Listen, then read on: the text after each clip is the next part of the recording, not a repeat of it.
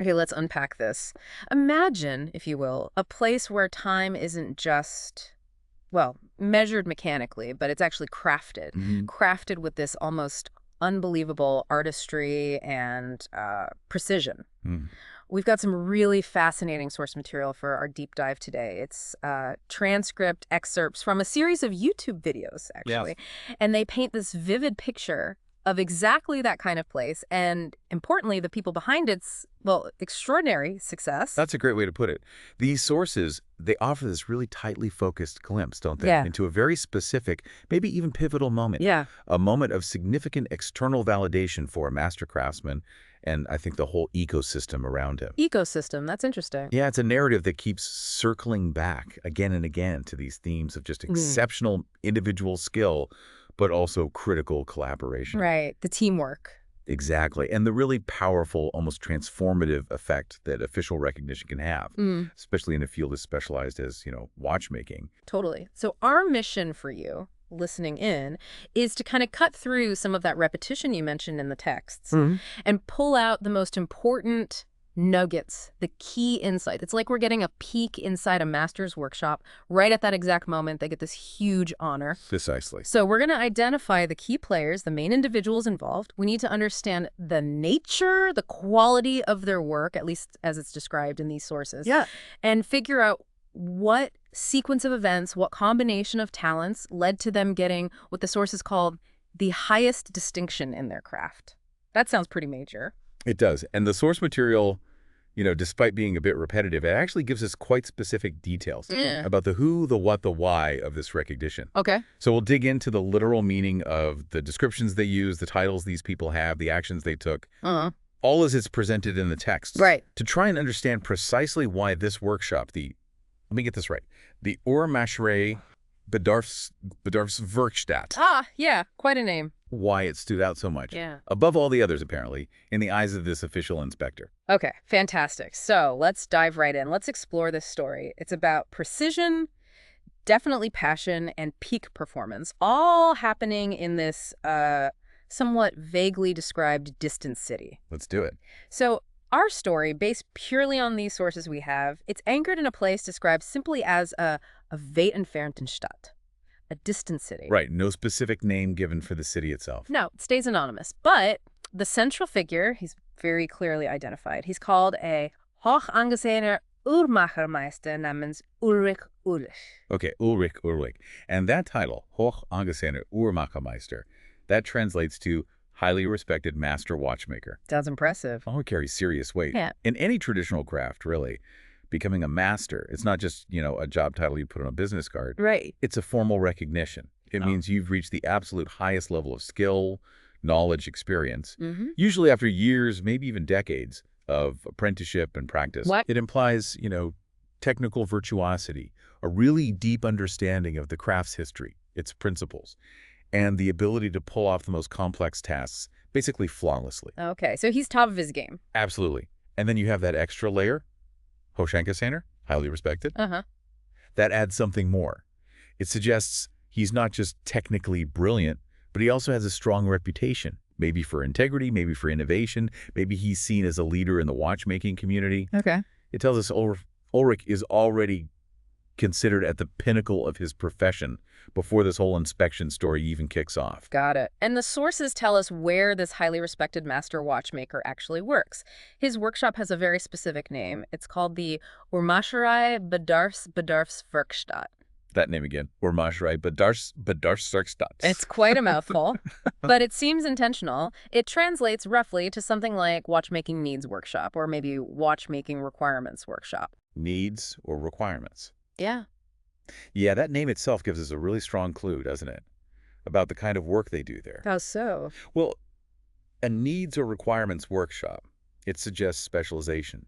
Mhm. It implies this isn't your average, high street watch repair shop. Okay. It sounds like a place focused on addressing very specific, maybe unusual or difficult or even bespoke needs within watchmaking. Yeah, right. It's where you'd go when the standard fix won't cut it, maybe. When you have a requirement that demands exceptional skill, maybe custom solutions, it kind of primes us, sets the expectation that the work here is likely, well, beyond the ordinary. And the sources absolutely back that up. They specifically describe the kind of work Ulrich does there. It says he reparierte und herstellte komplexe Werke. Okay, so reparierte und herstellte. Repairs and manufactures. Exactly. He repairs and manufactures complex clockworks or watch movements. And that dual function repair and manufacture, that's absolutely critical. It's a huge distinction. Why is that so significant? Well, think about it. Repairing complex mechanisms. That takes, detective work, incredible patience, immense dexterity. Sure. You have to understand how these incredibly intricate systems should work.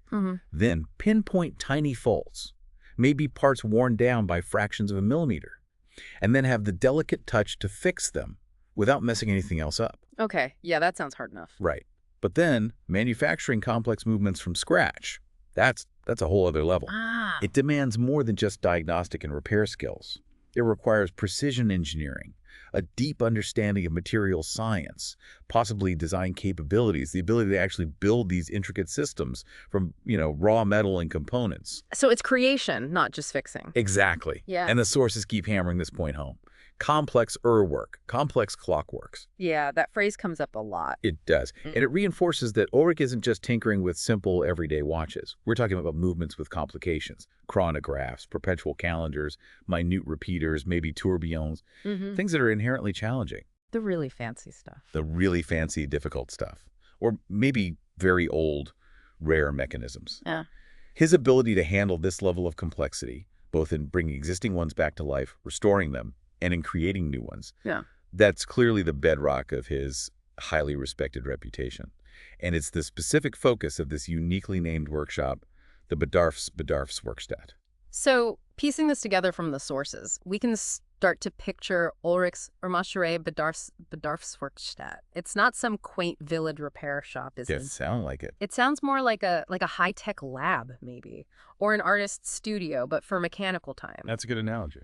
It's the place where the really challenging, the most intricate mechanisms, maybe antique pieces with rare, forgotten complications, or perhaps totally cutting-edge designs pushing the limits of what mechanical watches can do, are brought. Right. Either for expert restoration or for creation, basically from nothing. This focus on complex clockworks, it really positions his workshop as a leader dealing with the absolute cutting edge, or maybe the historical peaks, of mechanical watchmaking. And this foundation, this mastery of the difficult, that really sets the stage for everything that happens next in the narrative. It absolutely does. It's clear from these texts that Ulrich's existing reputation, his highly respected master watchmaker status, it's directly tied to his proven ability to consistently execute this exceptionally complex work. Right, within the Uhrmacherei Bedarfswerkstatt. Exactly. His skill in both repairing and manufacturing these intricate mechanisms, it's the baseline. It's the standard of excellence that's already attracting attention even before the inspector shows up. Okay, and speaking of the inspector, here's where the narrative really kicks into gear, isn't it? Yes. Into this world of tiny, intricate gears and high-stakes, complex work comes a figure who seems to be the catalyst for this external recognition we talked about. The sources state that eines Tages der Uhrmacherei Bedarfswerkstatt Inspector Uwe arrives. So one day, the inspector for the Uhrmacherei Bedarfswerkstatt, a guy named Inspector Uwe, he arrives. Inspector Uwe. Now, that title, inspector, it immediately signals this isn't a casual visit. No. It's formal. It's official. Inspector Uwe isn't just, dropping by for coffee or looking to buy a watch. He represents some kind of authority. Right, someone who evaluates standards. Exactly. Evaluating standards, quality, maybe certifying workshops or craftsmen within the watchmaking field. Okay. And his specific title being tied to the workshop's name. The Uhrmacherei Bedarfswerkstatt Inspector. Yeah, that suggests he might even be a specialist. Maybe someone particularly qualified to evaluate workshops handling these specific needs or requirements in watchmaking we discussed. Interesting point. And his purpose. The sources stated explicitly to inspizieren die Werke von Uhrmachermeister Ulrich. To inspect the works. To inspect the works, the creations, the repairs, everything coming out of Master Watchmaker Ulrich's hands and workshop. This is a professional assessment, a critical evaluation from someone qualified to judge the absolute highest levels of the craft. Okay, so the pressure's on. What happens? Well, the sources are very clear and actually quite consistent across the different versions we have about Inspector Uwe's reaction. Yeah. They say that in Ulrichs Uhrmacherei Bedarfswerkstatt überprüfte die Uhrmacherei Bedarfswerkstatt Inspector Uhr die Uhrwerke und war tiefst beeindruckt. Tiefst beeindruckt. Deeply impressed. Inside Ulrich's workshop, Inspector Uhr checked the clockworks and was deeply impressed. Wow. Deeply impressed. That's strong wording, especially for an inspector. It's incredibly telling, isn't it? An inspector's job, typically, is to be critical, to find flaws, check for compliance, make sure standards are met. You expect them to be thorough, maybe even skeptical. Sure. So for someone like that to be not just satisfied, but deeply impressed, it suggests the work he saw went way, way beyond just meeting the required standards. It must have been something special. It seems so. And one version of the source text, it has this interesting nuance. It says, he findet sie wohl fein beeindruckt von der Kunst zeigt Respekt. Okay, break that down. It suggests he found them, the clockworks, excellently or finely made, and was impressed by the Kunst, the art involved. And because of that, he showed respect. So it wasn't just technically perfect, it was artistic. That's what it implies. His reaction wasn't just, yep, this meets regulation XYZ. It was more like genuine awe. Recognizing not just the technical correctness, the precision, but the artistic quality, the sheer mastery, the Kunst displayed in Ulrich's everyday work. That's quite a reaction. It suggests this wasn't just a technical check, it was an encounter with watchmaking elevated to, well, an art form. And it commanded respect even from a seasoned, critical, professional inspector. Yeah, you have to think about what it takes to get that kind of reaction from someone whose whole job is scrutinizing the tiniest details of these incredibly delicate mechanisms. Oh, yeah. He must have seen countless movements, judged thousands of hours of craftsmanship. So for Ulrich's existing work, the stuff he was just routinely repairing and manufacturing, these precise clockworks, for that to provoke such a profound reaction, it speaks volumes. It really does. It confirms that his highly respected status wasn't just talk. It was absolutely warranted, based on a foundation of excellence that was clearly verifiable, measurable, and deeply impactful, even to a critical, expert eye like Inspector Uhr's. Precisely. So this inspection, it wasn't just routine. It sounds like it was a moment where the established mastery of Ulrich was officially recognized as something truly exceptional. That's exactly right. And it sets the stage perfectly for the next layer of the story because things escalate from there. Okay. This initial deep impression, based on Ulrich's current standard provides this crucial baseline. It shows us the Uhrmacherhandwerksgeschichten was already operating at an absolutely elite level. Right. It wasn't getting recognized for potential. It was being evaluated on what it was already doing. Exactly. On demonstrated exceptional skill in handling these complex mechanisms. But as you said, the story doesn't stop there. It gets even more interesting. Right, because this is where the narrative broadens out. It introduces this crucial element of collaboration and even innovation. Yes. So as the inspection is actually happening, while Inspector Uhr is still there, presumably still deeply impressed, the sources introduce two more really pivotal figures. They arrive, and they seem to significantly elevate the whole scene that Inspector Uhr is witnessing. Okay. First, we hear that währenddessen kam Ulrichs langjähriger College- und Freund der Uhrmacherhandwerksgeschichten Urban in die Werkstatt. Right. So währenddessen, meanwhile, during the inspection, Ulrich's longtime colleague and friend arrives, and he has this incredible title. Yeah, get ready for it. Uhrmacherhandwerksgeschichten. Watchmaker Tool Creation Engineer. Urban. The Watchmaker Tool Creation Engineer.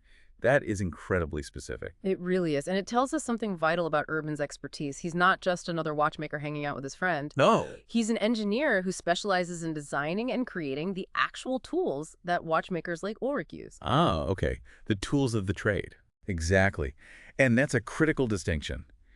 In any craft that demands extreme precision, like watchmaking, the quality and the capability of the tools, they are just as important as the skill of the person using them. Sure, you can only be as good as your tools allow sometimes. Precisely. And the sources make this connection completely explicit. They state that Urban lieferte Ulrich die hochpräzisen Werkzeuge, die Ulrich für die komplexen Reparaturen und Herstellungen benötigte. Okay, so he delivered to Ulrich the highly precise tools that Ulrich needed for his complex repair work and manufacturing. Got it. So there's a direct link. A clear, vital, symbiotic relationship. Ulrich's ability to do this master-level complex work is directly enabled, maybe even enhanced, by the cutting-edge, high-precision tools that Urban specifically designs and creates for him. Wow. So they're kind of pushing the boundaries together. It certainly seems that way. One through mastery of the timepiece itself, the other through mastery of the instruments needed to work on it. That makes sense. And the sources emphasize this partnership even more.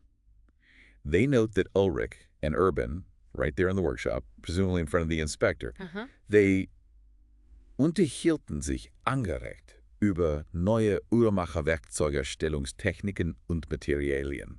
Angeregt. Animatedly. Animatedly, enthusiastically.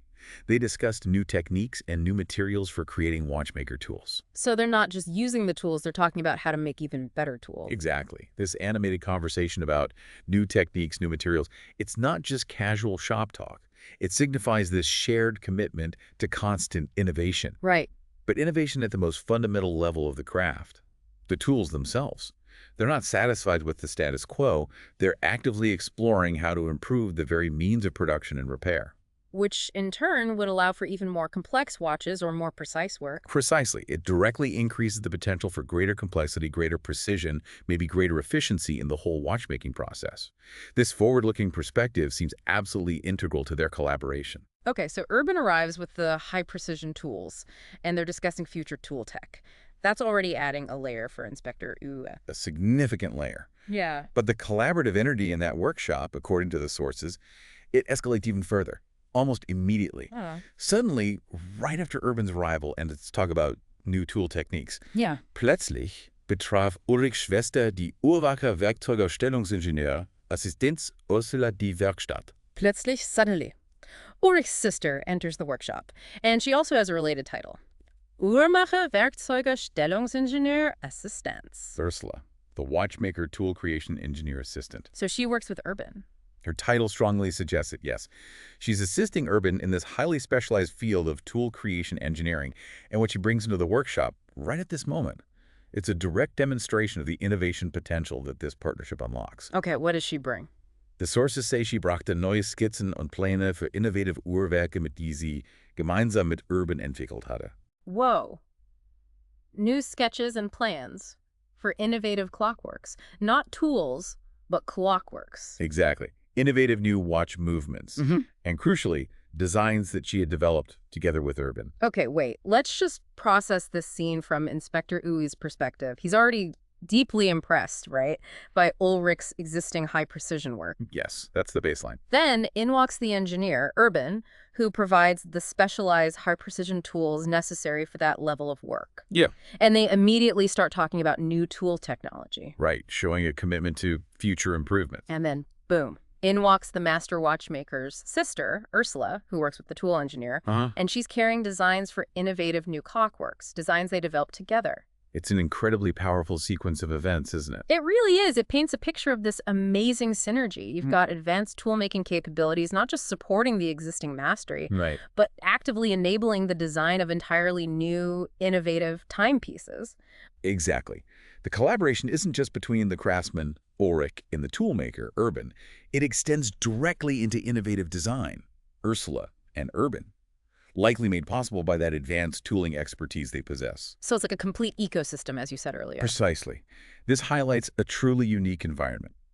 You have multiple facets of top-level watchmaking expertise all converging in one place. You've got the traditional mastery from Ulrich, the cutting-edge tool engineering from Urban, and this forward-thinking, innovative design element coming from Ursula and Urban working together. And it seems driven not just by professional partnership, but also by these familial ties, brother and sister working with a longtime friend and colleague. Wow. So that inspector, Uwe, he wasn't just seeing great watches, he was seeing the process, the collaboration, the innovation engine. It seems so. He was witnessing this dynamic unfolding right before his eyes. It crystallizes the true nature of Ulrich's workshop. It's not just a place of impeccable traditional skill, which was already impressive enough, but it's also a hub of active innovation, fueled by this very specialized collaboration. The inspector isn't just seeing the results of past work anymore. He's witnessing the engine of future possibilities, directly linked to the team assembled right there. Okay, that makes the deeply impressed reaction make even more sense now. It wasn't just one thing. Exactly. And this brings us right to the climax of the story, as the sources describe it. The combined impact of everything Inspector Uwe witnessed. Yeah. He started out deeply impressed by Ulrich's individual mastery, the precision of the existing work. But the sources, they repeatedly emphasize the effect of seeing the whole picture emerge. One version says, Der Uhrmacherei-Bedarfswerkstattinspektor Uwe war so beeindruckt von den präzisen Uhrwerken, den innovativen Werkzeugen und den neuen Entwürfen. So beeindruckt, so impressed. Yes, so impressed by the convergence of all three elements. The precise clockworks, that's Ulrich's current mastery. Got it. The innovative tools, that's Urban's contribution, enabling the mask suite. And the new designs, that's Ursula and Urban's collaborative vision for the future, powered by the tools. It's the whole package. It's the whole package. This cumulative impression is absolutely key. It wasn't just one aspect that tipped the scales for the ultimate recognition. It was the synergy of all three, presented together right there in the workshop. Right. The inspector saw not only the highest standard of current execution in Ulrich's work, but he also saw the enabling technology, the advanced capability provided by Urban's tools. Yeah. And, crucially, he saw a clear path to future innovation, embodied in Ursula's designs, which were developed in conjunction with Urban and his tooling expertise. So it demonstrated a workshop that was not only at the peak right now, but had the engine to stay there or even push further. Exactly. It presented this complete picture. Mastery, capability, and vision all working together, operating at the absolute pinnacle of the craft with a powerful engine for continued excellence in development. And the direct result, what did this so impressed reaction lead to? The consequence is stated very explicitly and consistently in the sources. Because he was so impressed by this combination, the precise works, the innovative tools, the new designs, the text says, dass Ulrichs Uhrmacherei-Bedarfswerkstatt die höchste Auszeichnung der Uhrmacher verlieh. Okay. He bestowed upon Ulrichs Uhrmacherei-Bedarfswerkstatt. The workshop itself, notice, not just Ulrich. Right. The workshop. He bestowed upon it die höchste Auszeichnung der Uhrmacher. The highest distinction of the watchmakers. The highest distinction. Wow. That sounds like the ultimate prize. It really does. Receiving the highest distinction, that's the absolute ultimate level of recognition within a traditional craft like this. It means you're the best. It signifies being judged as the absolute best, the benchmark, the standard against which all others are measured, presumably by whatever governing body or authority inspector who were represented. And it was for the whole workshop, not just Ulrich. That seems crucial, yes. The award, the distinction, was given to the Uhrmacherei-Bedarfswerkstatt. This confirms that the evaluation wasn't just about the master craftsman's personal skill, incredible as it must have been. Right. It encompassed the whole environment, the resources, like Urban's tools, the collaborative innovation happening within its walls, like the designs from Ursula and Urban. So the combination, Ulrich's mastery, Urban's tools, Ursula's designs, all working together. That combination created an unparalleled standard of excellence, something that, in the inspector's judgment, warranted the highest possible honor in the entire watchmaking world at that time. Incredible. So what happens after that? What happens when a workshop gets the highest possible honor in its field? Well, the sources describe a pretty transformative impact on the workshop's reputation and its reach. Okay. This state. Von da an wurde Ulrichs Uhrmacherei-Bedarfswerkstatt in der ganzen Region und darüber hinaus als das Zentrum für exquisite Uhrmacherkunst bekannt. Okay, von da an, from that moment on. Yes. From then on, Ulrichs Uhrmacherei-Bedarfswerkstatt became known not just locally, but in der ganzen Region und darüber hinaus, throughout the entire region and beyond. And known as das Zentrum für exquisite Uhrmacherkunst, the Center for Exquisite Watchmaking Art. the center. That's a huge shift from just highly respected. It's a dramatic shift in status, absolutely. The workshop transitions from being, very well regarded locally or regionally to becoming the renowned, definitive go-to destination. And exquisite watchmaking art. That sounds like more than just technical skill. It does. It elevates the perception beyond mere technical proficiency or complexity. Exquisite art implies a focus on beauty, on aesthetics, on craftsmanship at the very highest artistic level, alongside the functional perfection. Okay. And the fact that this renown spread beyond the region darüber hinaus, it really suggests its reputation became maybe national, maybe even international, drawing attention and presumably customers from much further afield. And that funk mix version of the source material we have, it really leans into this idea of widespread renown, doesn't it? It uses some wonderful, almost poetic language. It does, yeah. What does it say again? It says, von überall her kommen sie. People come from everywhere. From everywhere, okay. And it even gets specific geographically. It mentions customers traveling von den Straßen Berlins bis ins ferne Land hinaus. Wow. From the streets of Berlin, a major capital, all the way to the distant land outside. Yeah. That really paints a picture, doesn't it, of the incredible magnetic pull this workshop developed after getting that highest distinction. It absolutely does. It became like a pilgrimage site for people seeking the absolute best in watchmaking, no matter how far they had to travel. And the poetic language continues. It says customers bringen ihre Zeit fliegen, which is a bit abstract. Yeah, bring in their time fly. It could mean a few things. Maybe literally they fly in. Or maybe it's more metaphorical. Could it mean they bring their timepieces? Like they entrust their valuable watches, their times, to Ulrich? That makes sense. They bring their most valuable pieces, objects that maybe measure their personal history and moments, trusting them to Ulrich and his team. That's quite poetic, actually. Yeah. And then it adds, they lassen die Welt tanzen with their timepieces. They make the world dance. Make the world dance. That's amazing. That's not just about accurate timekeeping, is it? No, it sounds almost magical. It suggests the watches that are repaired or created here, they bring life, rhythm, flawless performance, something that kind of animates the lives of the people who own them. It really elevates the craft, doesn't it? Mm-hmm. To something truly special, something that has an impact on a personal level, maybe even a societal level, through perfect timekeeping and artistry. Definitely. And the sources offer a few other little snippets that reinforce this picture, this widespread admiration, the quality of the work. Like what? Well, phrases like applause, precision, and Handwerkskunst excellente class, that seems pretty direct. Applause, precision, craftsmanship, excellent class.